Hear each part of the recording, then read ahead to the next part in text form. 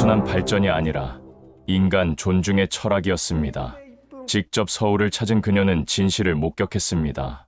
지금부터 편견이 박살난 순간의 기록을 전해드립니다. NHK 시청률 50% 기록 충격. 한국의 진짜 모습은 무엇일까요? 이건 단순한 여행이 아니었습니다.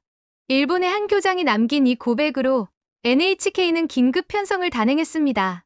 한국의 일상 속 예절과 질서, 그리고 그 속에서 교장이 마주한 통렬한 반성의 순간. 그것은 일본 교육계에 던져진 거대한 질문이었습니다. 지금부터 일본이 숨기고 싶어 한 진실의 문을 열어보겠습니다. 영상 하나가 어떻게 일본 교육계의 30년 신념을 송두리째 흔들어 놓았는지에 대한 기록입니다.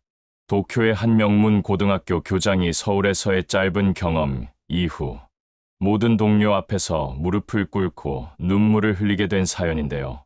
저는 도쿄의 명문 히가시 세이린 고등학교의 교장 하야시 노부히로입니다. 지난 30년 동안 제 교육적 신념은 단 한 번도 흔들린 적이 없었죠. 일본이야말로 아시아의 중심이며 주변국들은 우리의 도움으로 비로소 성장할 수 있었다는 믿음이었습니다. 그러니 교토 교육연합회에서 한국으로의 수학여행 안건이 나왔을 때 저는 속으로 냉소할 수밖에 없더군요. 왜 굳이 볼 것도 배울 것도 없는 나라에 우리 아이들을 보내야 하는지 도무지 이해할 수 없었습니다. 제게 한국은 그저 일본의 과거를 모방하는 수준에 그치는 나라일 뿐이었으니까요. 결국 예산 문제라는 현실적인 벽 앞에서 제 주장은 힘을 잃고 말았습니다.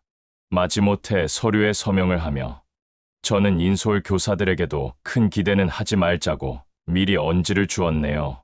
그날 밤 집으로 돌아오는 길에 문득 어린 시절 어머니께서 해주시던 말씀이 귓가에 맴돌았습니다. 한국은 늘 일본의 그림자 속에서 성장해 온 나라라는 그 말씀 말입니다. 저는 그 가르침을 단 한순간도 의심해 본 적이 없었기에 이번 수학여행 역시 그저 형식적인 행사에 그칠 것이라 확신하고 있었습니다. 인천으로 향하는 비행기에 오른 120명의 학생들 사이에서 저는 여전히 회의적인 시선을 거두지 않았습니다. 고작 2시간 남짓한 비행으로 당도하는 곳에서 무언가 특별한 것을 발견할 수 있을 니 만무하다고 생각했죠. 아이들의 얼굴에는 막연한 설렘과 함께 약간의 불만 섞인 표정이 교차하는 듯 보였습니다. 이윽고 비행기 창 너머로 거대한 한강의 물줄기와 함께 서울의 모습이 드러나기 시작했습니다. 몇몇 아이들이 생각보다 도시가 크다며 조용히 감탄사를 내뱉더군요. 저는 그저 겉모습만 그럴듯하게 꾸며놓았을 것이라며 속으로 애써 그 광경을 외면했습니다. 하지만 인천공항에 첫 발을 내딛는 순간 제 단단했던 편견에 처음으로 균열이 가기 시작했습니다. 눈앞에 펼쳐진 광경은 제가 상상하던 공항의 모습과는 전혀 거리가 멀었기 때문입니다. 거대한 유리돔 천장으로는 따스한 햇살이 쏟아져 내렸고 바닥은 거울처럼 반짝이고 있었습니다. 안내 로봇이 소리 없이 곁을 스쳐 지나가는 모습은 마치 미래의 한 장면에 들어와 있는 듯한 착각마저 불러일으켰네요. 이곳이 정령공항이 맞는지 제 눈을 의심할 수밖에 없는 순간이었습니다.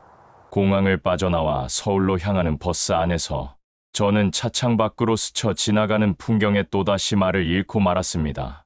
왕복 차선을 꽉 채운 도로 위는 놀라울 정도로 매끄럽게 정비되어 있었죠. 도로 위의 안내 표지판은 무려 4가지 언어로 선명하게 표기되어 있었습니다. 그것은 일본보다도 더 정돈되고 체계적인 도시 계획의 결과물처럼 보였네요. 연신 카메라 셔터를 누르는 학생들 사이에서 누군가 우리보다 깨끗한 것 같다는 말을 꺼냈습니다. 그 한마디에 제 얼굴은 저도 모르게 굳어지고 말았습니다. 호텔이 있는 명동에 도착했을 때 제 눈에 들어온 것은 질서정연하게 거리를 오가는 인파의 모습이었습니다. 수많은 인파 속에서도 거리는 놀라울 정도로 깨끗하게 유지되고 있더군요. 곳곳에 마련된 흡연 구역 덕분에 담배 연기를 마실 일도 거의 없었습니다. 그날 밤 호텔 방에서 창밖으로 펼쳐진 서울의 야경을 바라보며 저는 나지막이 중얼거릴 수밖에 없었네요. 이 나라가 과연 내가 알던 그 나라가 맞는지 모든 것이 혼란스러워지기 시작했습니다. 다음 날 일정 중 몇몇 학생들이 서울의 지하철을 경험해보고 싶다는 의견을 내놓았습니다. 저는 속으로 코웃음을 쳤습니다. 지하철이야말로 일본이 세계 최고라고 자부하는 분야였기 때문이죠. 아마도 지저분하고 낡은 시설에 실망하게 될 것이라고 생각했습니다. 을지로 입구역의 계단을 내려서는 순간 저는 숨을 멈췄습니다. 코를 찌르는 특유의 냄새 대신 쾌적하고 맑은 공기가 저를 맞이했기 때문입니다. 한 학생이 냄새가 전혀 나지 않는다며 놀라워하더군요. 제 생각과 너무나도 다른 첫인상이었습니다. 플랫폼에 들어서자 그 놀라움은 더욱 커졌습니다. 바닥은 먼지 하나 없이 반짝였고 스크린 속 열차 도착 정보는 정확히 현실이 되고 있었죠. 잠시 후 전동차는 단 1초의 오차도 없이 부드럽게 미끄러져 들어왔습니다. 학생들이 쓰레기 하나 보이지 않는다며 서로 수군거리는 소리가 들려왔네요. 도대체 이 많은 공간을 누가 이렇게 관리하는 것일까요? 저는 마치 숨이 막히는 듯한 충격에 휩싸였습니다. 이것은 단순히 발전된 시스템의 문제가 아니라 그 이상의 무엇이라는 생각이 들더군요. 전동차에 올라탄 학생들 사이에서 저는 또 한 번 믿을 수 없는 광경을 목격해야 했습니다. 한 나이 지긋한 노인께서 차에 오르시자 약속이라도 한 듯 3명의 젊은이들이 동시에 자리에서 일어나는 것이 아니겠습니까? 그들의 행동에는 아주 작은 망설임조차 찾아볼 수 없었네요. 너무나도 자연스러운 그 모습에 저는 저도 모르게 눈시울이 뜨거워지는 것을 느꼈습니다. 일본에서라면 상상하기 힘든 진심에서 우러나온 배려의 순간이었죠. 그 광경은 제 마음속 깊은 곳을 울렸습니다. 잠시 후 다음 역에서 또 다른 노인께서 탑승하자 이번에도 다른 쪽에서 자리를 양보하는 모습이 이어졌습니다. 이 모든 것이 일상이라는 듯 누구도 특별하게 생각하지 않는 분위기였죠. 저는 이 모습을 기록하고 싶어 주머니 속 휴대폰을 꺼내려다 그만두었습니다. 이것은 단순한 영상으로 담아낼 수 있는 성질의 것이 아니라고 생각했기 때문입니다.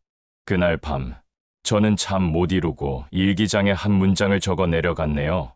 나는 30년간 아이들을 가르쳐 왔지만 정작 가장 중요한 것은 가르치지 못했다고요. 경복궁을 찾은 날 우리는 한 역사 해설사의 이야기에 귀를 기울였습니다. 그녀는 임진왜란의 아픈 역사에 대해 아주 담담한 목소리로 설명하기 시작했죠. 제 머릿속에는 학창 시절 조선 출병이라는 단어로 배웠던 기억이 스쳐 지나가며 가슴이 먹먹해져 왔습니다. 학생들 역시 무거운 침묵 속에서 그녀의 이야기에 집중하고 있더군요. 그녀의 설명은 원망이나 분노가 아닌 미래를 향한 다짐으로 가득 차 있었습니다. 우리는 과거에 얽매이기보다 그것을 복원하고 가꾸는 일을 이야기한다는 말이었습니다. 저는 속으로 몇 번이고 그 말을 되뇌었습니다.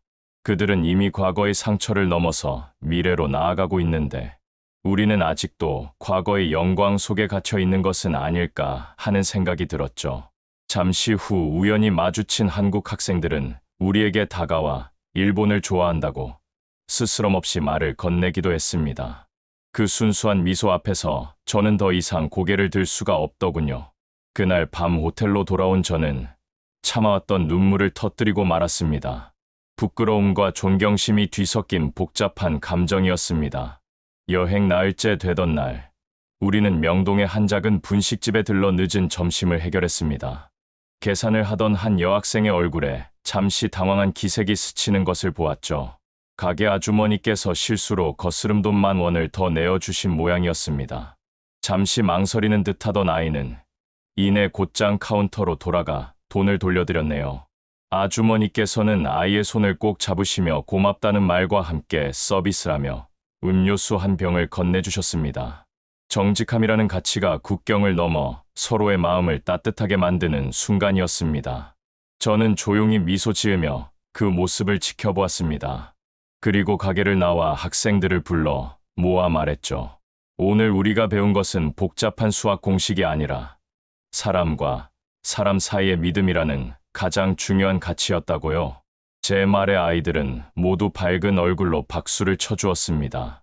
마침 그 장면을 촬영하던 한 학생이 영상을 자신의 SNS에 올렸는데 이것이 그렇게 큰 파장을 불러일으킬 줄은 당시에는 아무도 상상하지 못했습니다. 그저 따뜻한 기억의 한 조각이라 여겼을 뿐입니다. 일본으로 돌아온 지 며칠 지나지 않아 학교는 그야말로 발칵 뒤집혔습니다. 학생이 올렸던 그 짧은 영상이 순식간에 퍼져나가며 조회수 500만을 넘어섰기 때문입니다. 일본 전역에서는 그 영상의 진위를 두고 뜨거운 논쟁이 벌어지기 시작했죠. 일부 사람들은 한국의 긍정적인 모습을 보여주기 위해 조작된 영상이라는 비난을 쏟아냈습니다. 저는 논란의 중심에 선 학생을 불러 우리는 우리가 본 진실을 말했을 뿐이니 조금도 위축될 필요가 없다고 다독여 주었습니다. 며칠 후 일본의 공영방송인 NHK의 프로듀서 한 분이 저를 찾아왔습니다. 그는 제게 아주 정중하지만 단호한 질문을 던졌네요. 선생님께서 직접 보신 한국은 정말 영상 속 모습과 같은 곳이었는지를 말입니다. 저는 한치의 망설임도 없이 대답했습니다. 나는 내 눈으로 직접 본 사실만을 이야기할 뿐이라고요. 며칠 뒤 NHK는 한국 수학여행, 진짜 선진국의 민낯이라는 제목의 특집 방송을 긴급 편성했습니다. 그 방송은 제 인생을 송두리째 바꿔놓았습니다. 그날 밤 NHK 다큐멘터리는 무려 52%라는 경이적인 시청률을 기록했습니다. 방송이 끝난 후 일본 사회는 거대한 충격에 휩싸였죠. 우리가 지난 30년간 얼마나 좁은 시야에 갇혀 살아왔는지 깨달았다는 목소리가 곳곳에서 터져 나왔습니다. 방송 직후 어머니께로부터 전화가 걸려왔더군요. 떨리는 목소리로 그 모든 것이 정말 사실이냐고 물으시는 어머니께 저는 잠시 침묵한 뒤 대답했습니다. 네, 어머니. 제가 전부 틀렸었다고요? 그 말을 내뱉는 순간 제 뺨 위로 뜨거운 눈물이 흘러내렸습니다. 오랜 시간 저를 지배해 온 낡은 신념이 무너져 내리는 소리였죠. 학생들은 SNS를 통해 한국에서 진정한 예절과 존중을 배웠다는 소감을 남기기 시작했습니다. 아이들의 진솔한 목소리는 논란의 종지부를 찍는 결정적인 역할을 해주었네요. 이례적인 사회적 파장에 일본 교육계는 긴급 대책 회의를 소집하기에 이르렀습니다. 더 이상 한국이라는 나라를 외면할 수 없게 된 것입니다. 다큐멘터리를 제작했던 다카하시 유이 PD는 사실 처음부터 제보 영상을 믿지 않았습니다. 그녀는 일본의 막대한 지원 덕분에 한국이 발전할 수 있었다고 굳게 믿어왔던 인물이었습니다. 그런데도 늘 일본에 대한 불평만을 늘어놓는 한국의 모습에 불편한 감정을 가지고 있었더군요. 학생들의 영상이 그저 한국의 좋은 모습만 부각한 감성적인 조작일 것이라 판단했네요. 그녀는 직접 한국을 찾아가 균형 잡힌 진실을 취재하겠다고 선언했습니다. 어쩌면 그녀는 영상의 내용이 과장되었음을 증명하고 싶었던 것일지도 모릅니다. 그녀의 그런 계획에 방송국 동료들 역시 기대를 거는 눈치였습니다. 취재의 최초 제목은 친절한 한국이라는 환상이었다고 하더군요. 그녀는 냉철한 시선으로 한국 사회의 허점을 파고들 준비를 마쳤습니다. 그것이 진정한 언론인의 사명이라고 굳게 믿고 있었으니까요. 하지만 서울에 도착한 그녀가 마주한 현실은 예상과 전혀 다른 것이었습니다. 그녀는 카메라를 든 채 며칠이고 서울의 구석구석을 돌아다녔지만 영상 속 내용은 모두 부인할 수 없는 사실이었네요. 오히려 자신이 가지고 있던 편견이 얼마나 부끄러운 것이었는지 깨닫는 시간의 연속이었다고 합니다. 특히 지하철에서 노인에게 자리를 양보하는 젊은이들의 모습을 직접 목격했을 때는 카메라를 든 채 한동안 멍하니 서 있었다고 하더군요. 결국 그녀는 제게 찾아와 깊이 고개를 숙였습니다. 선생님의 이야기가 아니라 제 자신의 편견을 의심했어야 했다는 그 말 한마디가 제 가슴에 깊이 박혔습니다. 진실을 보여준 것은 제가 아니라 편견 없이 세상을 바라본 우리 아이들이었다는 사실을 그녀는 비로소 인정한 것이죠. 우리는 국적이나 신념을 넘어 진실 앞에서 하나가 될 수 있었습니다. 일본 교육부가 공식 협력 MOU를 발표한 것은 바로 그날 오후의 일이었습니다. 일본 언론의 제목은 이렇게 바뀌었네요. 이제 우리가 배워야 할 나라는 한국이다 라고 말입니다. 얼마 후 저는 교류 프로그램의 일본 측 대표 자격으로 다시 서울 땅을 밟게 되었습니다. 한국의 한 고등학교 교실에서 진행된 수업을 참관하게 된 저는 또 한 번의 깊은 깨달음을 얻었죠. 교사의 일방적인 가르침이 아닌 학생들이 자유롭게 질문하고 서로 토론하며 해답을 찾아가는 모습이었습니다. 아이들의 눈은 지식에 대한 순수한 호기심으로 반짝이고 있더군요. 스스로 배우고 성장하는 아이들의 모습. 그것이야말로 제가 평생을 꿈꿔왔던 진정한 교육의 현장이었습니다. 수업이 끝난 후 저는 그 교실의 선생님께 어떻게 이런 교육이 가능한지를 조심스럽게 물었습니다. 그는 그저 웃으며 학생의 가능성을 믿어주는 것이 모든 것의 첫걸음이라고 대답해 주더군요. 그 평범한 한마디가 제 가슴을 세차게 내리쳤습니다. 저는 아이들을 믿기보다 저의 낡은 지식과 경험 속에 가두려고만 했던 것이죠. 그날 밤 일기장에 저는 이렇게 썼습니다. 나의 진짜 배움은 바로 오늘부터 시작되었다고요. 일본으로 귀국한 저는 전국 교장들이 모두 모인 정기회의 연단 위에 섰습니다. 마이크 앞에 선 저는 준비된 원고를 옆으로 치우고 제 마음속의 이야기를 꺼내놓기 시작했죠. 저는 지난 30년 동안 아이들에게 반쪽짜리 진실, 아니 거짓을 가르쳐왔다고 고백했습니다. 그리고 다음 순간 저는 회의장에 모인 모든 이들 앞에서 무릎을 꿇었습니다. 한국은 우리의 경쟁 상대가 아니라 이제 우리가 배워야 할 위대한 스승이라고 말입니다. 회의장은 물을 끼얹은 듯 깊은 정적에 휩싸였습니다. 바로 그때 제 등 뒤에 거대한 스크린 위로 영상 하나가 재생되기 시작했네요.